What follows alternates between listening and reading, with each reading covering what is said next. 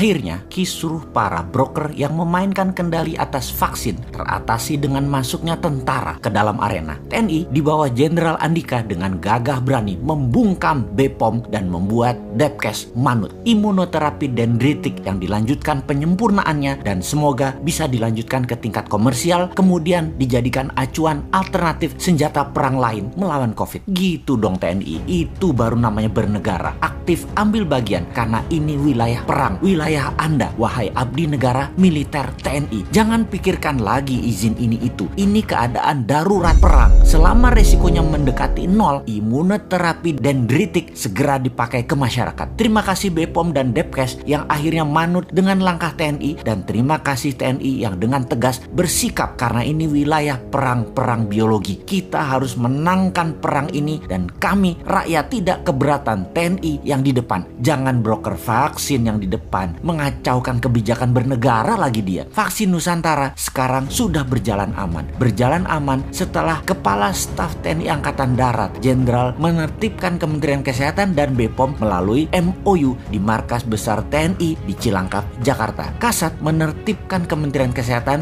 dan BPOM melalui tripartit. Isinya menyetop istilah uji klinis vaksin Nusantara menjadi riset dendritic cell, dan ini dilanjutkan penelitian non-profit belum untuk vaksinasi massal. Izin itu tidak dibutuhkan. Titik, mission accomplished. TNI masuk. Di sisi masyarakat, kita juga harus mencermati esensi pernyataan Profesor Chairul Anwar Nidom, Guru Besar Biokimia dan Biologi Molekular Universitas Erlangga dan juga Ketua Tim Riset Corona dan Formulasi Vaksin dari Profesor Nidom Foundation atau PNF, yang mengatakan vaksin Nusantara mampu mengantisipasi mutasi COVID, di mana kalau menggunakan vaksin konvensional maka harus menunggu lebih dari 1 tahun. Keburu virusnya mutasi lagi. Ini yang menyebabkan vaksin konvensional gagal menghadapi COVID-19.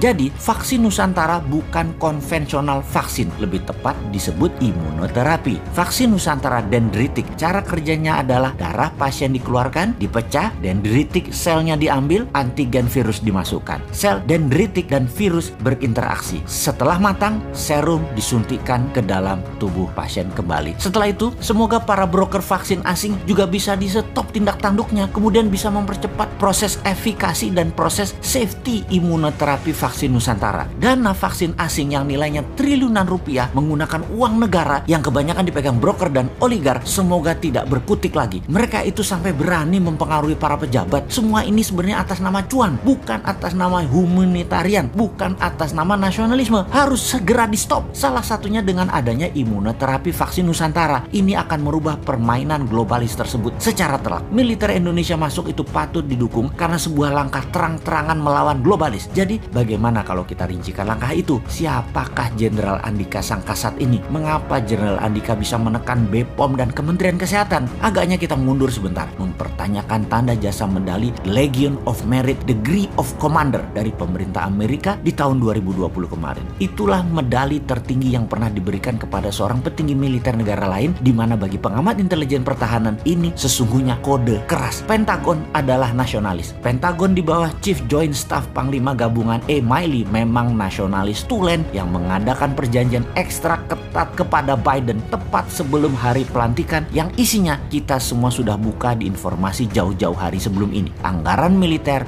4 tahun ke depan nilainya 3 triliun dolar dan tetap berperang melawan Tiongkok. Apa yang terjadi? Semuanya disetujui oleh Biden. Jadi medali The Legion of Merit Degree of Commander adalah kode keras perlawanan terhadap globalis yang disematkan kepada Jenderal Andika. Dan kalau militer dalam hal ini Jenderal Andika bertindak, inilah tindakan nasionalis melawan globalis. Kembali ke imunoterapi vaksin Nusantara. Ini adalah kabar baik untuk kemanusiaan. Dunia segera melihat secercah harapan baru dimulai dari Indonesia tanpa cawe-cawe regulator yang miring ke globalis dan broker vaksin. Good luck.